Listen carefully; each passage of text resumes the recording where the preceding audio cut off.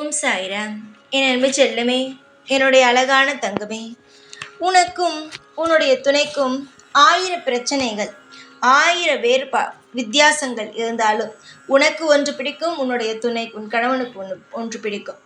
இது போல ஏதாவது மாற்றங்கள் இருந்தாலும் ஏதோ ஒரு அளவுக்கு உங்களுடைய வாழ்க்கையை ஏதோ ஒரு அளவுக்கு சண்டை இருந்தாலும் அதை வெளியில் காட்டிக்கொள்ளாமல் எல்லா விஷயத்திலும் அப்படியே அமைதியாக ஆகிவிடுகிறீர்கள்.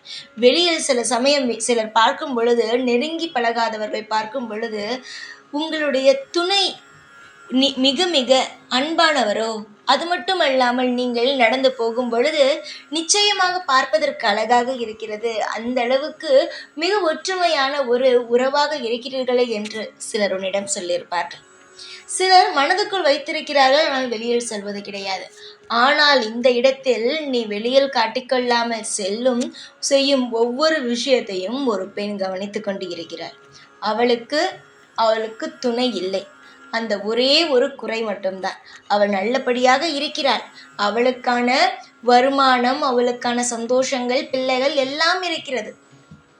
ஆனால் அவளுக்கு மற்றவர்கள் துணையோடு போகும் பொழுதோ, இல்லை துணையோடு பேசிக்கொண்டு இருக்கும் பொழுதோ, துணையோடு ஒரு வெளியில் சென்று விட்டு வரும் பொழுதோ அவள் பார்த்து கொண்டே தான் இருக்கிறாள். அவள் அதை பார்த்து ஏங்குகிறாள். அவளுடைய நேரம், அவள் செய்து வந்த கர்மவினை அவளுக்கு இந்த அளவுக்கு ஒரு தனியாக நிற்க வைத்திருக்கிறது. ஆனால் அது அனைத்தையும் மறந்துவிட்டு இன்னமுமே பொறாமை எண்ணத்தோடே இருக்கிறார். நிச்சயமாக ஒரு விஷயம் சொல்கிறேன், உன்னிடமே ஒரு பொருள் உன்னிடம் இல்லை. சாதாரணமாக ஒரு பணம், ஒரு விஷயத்தை உன்னால் செய்ய முடியவில்லை என்றால், அடுத்தவன் அதை செய்கிறான் என்றால் அதை பார்த்து பொறாமைப்படக்கூடாது. அது உன்னிடம் இல்லை. அது ஏதோ ஒரு காரணத்தினால்தான் உன்னிடம் இல்லை. அப்பொழுது நீ ஏதோ ஒரு தவறு செய்ததினால்தான் நீ வணங்கும் தெய்வம் உனக்கு தரவில்லை. ஆனால் அதை நீ திருத்திக் கொண்டால் எதிர்காலத்தில் தரலாம் என்று நீ நினைக்க வேண்டும். ஆனால் அந்த பெண் என்ன நினைக்கிறாள் என்றால், இவர்கள் எல்லாம் சந்தோஷமாக இருக்கிறார்களே என்று ஒவ்வொரு முறையும் பொறாமையோடு பார்ப்பது, தேவையே இல்லாமல் எப்பொழுதுமே அவளுடைய கவலையை உன்னிடம் வந்து சொல்வது, தேவையே இல்லாமல் எப்பொழுதும் இந்த மாதிரி விஷயம் நடந்துவிட வேண்டும், அந்த மாதிரியான விஷயம் நடந்துவிட வேண்டும் என்று, அதாவது தப்பான விஷயங்கள், புரிகிறதா? எல்லாமே எதிர்மறையான விஷயங்களை மட்டுமே உன்னிடம் சொல்கிறார். இது மாதிரி இருக்கிறீங்களே, இதற்கு பதிலாக வேற நடந்து விட்டால் என்ன பண்ணுவீங்க? அதாவது பணம் இருக்கு அப்படின்னா அது இல்லைன்னா என்ன பண்ணுவீங்க? இப்போ உங்கள் துணை வேலைக்கு போகிறார், துணை வேலைக்கு போகவில்லை என்றால் என்ன செய்வீர்கள் என்று தவறான சில விஷயங்களை உன்னிடம் அவள் அப்படி பேசி பேசி என்ன செய்கிறாள் என்றால், அதற்கான சக்திகளை கொடுக்கிறாய். உற்று இருக்கும் நேர்மறையான எண்ணங்களை அவள் இப்படியெல்லாம் பேசி பேசி எதிர்மறையான எண்ணங்களாக மாற்றுகிறாய். ஒரு வீட்டில் நேர்மறையான எண்ணங்கள் இருந்தால் அங்கு நல்லது நடக்கும். எதிர்மறையான எண்ணங்கள் இருந்தால் அங்கு என்ன இருக்கும்? நீயே சொல் பார்க்கலாம், நீயே சொல். தவறுதானே நடக்கும். வீட்டில் இருப்பவர்களுக்குத்தானே பிரச்சனை. அதுதான் இங்கு உன்னுடைய வீட்டில் விளையாடி கொண்டு இருக்கிறது. என்ன சாயி, திடீரென்று நன்றாகத்தான் இருந்தோம், ஆனால் திடீரென்று ஏன் சாயி இந்த மாதிரியான மனக்குழப்பம் எல்லாம்? நாங்கள் எந்த அளவுக்கு நிம்மதியாக இருந்தோம், ஆனால் திடீரென்று எதற்கு எங்களுடைய வாழ்க்கையில் தேவையே இல்லாத கஷ்டங்கள் வருவது போல இருக்கிறது? எல்லாவற்றையும் சரி செய்யுங்கள் என்று என்னிடம் வேண்டினார். ஆரம்ப காலகட்டத்தில் இந்த பெண் உன்னுடைய வீட்டுக்குள் வராத பொழுதோ, உன்னுடைய வாழ்க்கைக்குள் வராத பொழுதோ சில விஷயங்கள் நல்லதாகத்தான் இருந்தது. ஆனால் இந்த பெண் எப்பொழுது உன்னிடம் பழக ஆரம்பித்தாலோ, எப்பொழுது உன்னிடம் பேச ஆரம்பித்தாலோ, அதிலிருந்து தான் உன்னுடைய வாழ்க்கையில் சில தேவையே இல்லாத இடங்களில் பிரச்சனை. அது மட்டுமல்லாமல் உனக்கும் உன்னுடைய துணைக்கும் இடையே நிறைய விரிசல்கள் வந்தது. எல்லாம் அவருடைய கண்திஷ்டியால் மட்டும்தான்.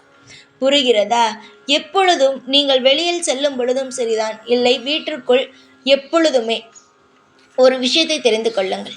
வெளியில் செல்லும் பொழுது என்னுடைய உதியை வைத்துக் கொள்ளுங்கள். யாராக இருந்தாலும் சரி, உன்னுடைய துணை, நீ, உன் பிள்ளைகள் யாராக இருந்தாலும் என்னுடைய உதியை மட்டும் வைத்துக் கொள்ளுங்கள்.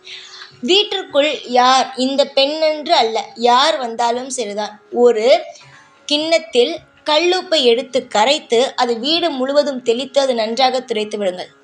அது அப்படியே இருக்கட்டும். மறுநாள் நல்ல தண்ணியை ஊற்றி நீங்கள் துடைக்கலாம். கல்லுப்பை நன்றாக கரைத்து வீடு முழுவதும் தண்ணியில் கரைத்து வீடு முழுவதும் தெளித்து முழுவி விடுங்கள், கண்திஷ்டியானது போய்விடும். அதெல்லாம் நீங்கள் செய்தால் மட்டும்தான் இது மாதிரியான கெட்ட கண்ணில் இருந்து உங்களால் தப்பிக்க முடியும். அப்பொழுதுதான் பாதிப்பு இல்லாமல் இருக்கும். சில பெண்கள் அழகாக பேசுவார்கள், எல்லா விஷயத்திலும் நேராக இருப்பார்கள். எல்லாமே அவர்கள் பேசும் வார்த்தைகள் எல்லாம் அழகானதாகத்தான் வரும். நீ செய்ய முடியாது என்று சொன்னாலும் நீ செய்து விடுவாய் என்பார்கள். சில பெண்கள், சில ஆண்கள் இவர்களெல்லாம் நீ செய்யலாம் என்று சொன்னாலும் இதெல்லாம் உன்னால் செய்ய முடியாது என்று சொல்வார்கள். 2வதாக சொன்னேன் பத்தியா, முடியாது, நடக்காது, செய்யாது என்று நபர்களை ஒதுக்கு வாழ்க்கையிலிருந்து.